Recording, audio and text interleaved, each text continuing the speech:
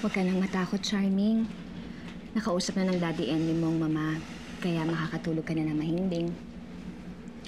Eh, paano po kung bumalik siya mamaya? Talagang papatayin na niya ako. Hindi mangyayari yun. Kasi, si Ate Bernadette mo, makakatabi mo sa pagtulog. Diba, Bernadette? Oo naman, Charming. Babantayan kita tulad ng pagbabantay sa'yo ng Tito Inoy mo. Akong bahala sa'yo. Yay! May maganda akong guardian angel. O, eto na. Ito na yung gatas mo. Inumin mo na. Para mas mahimbing yung tulog mo. Ito niya. Inumin mo na yan.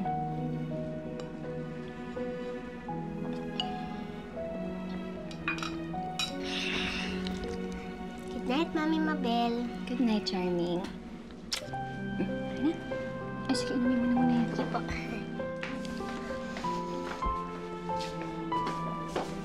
Insan, alam mo, kanina ko pa kayo tinititigan habang nag-uusap pa. May naaalala ako. Ano? Si Princess na pinapatulog ko? Namimiss ko na nga si Princess eh. Hindi, si Charming mismo. Kasi kapag tinitignan ko siya, naaalala kong nanay mo, si Chaplorin. Parang may pagkakahawig kasi sila.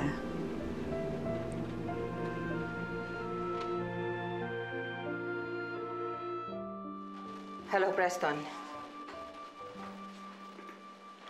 Hello? Oh. May ipapagawa ako sa yung confidential. Highly confidential. Pumunta ka dito bukas. Sunduin mo si Charming at dalhin mo siya kay Guido. Si Guido ang nakakaalam kung saan ang mga tunay na magulang niya. Huwag mo sasabihin kahit kanino, ha?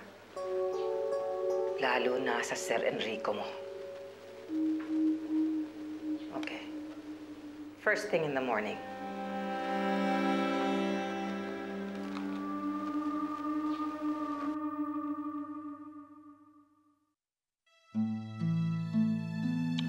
Good morning.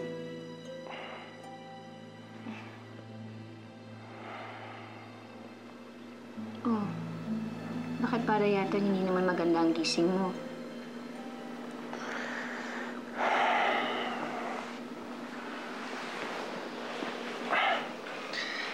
Dati kasi pag tuwing gigising ako, alam kong makikita ko si Princess.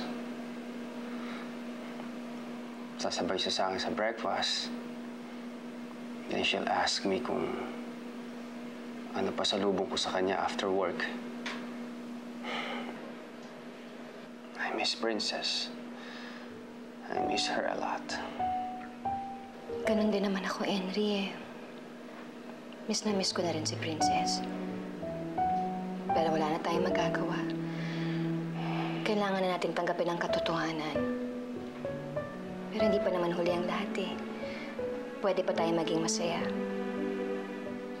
How? Hanapin natin yung tunay nating anak. No. Si Princess lang ang tunay nating anak. At wala nang iba.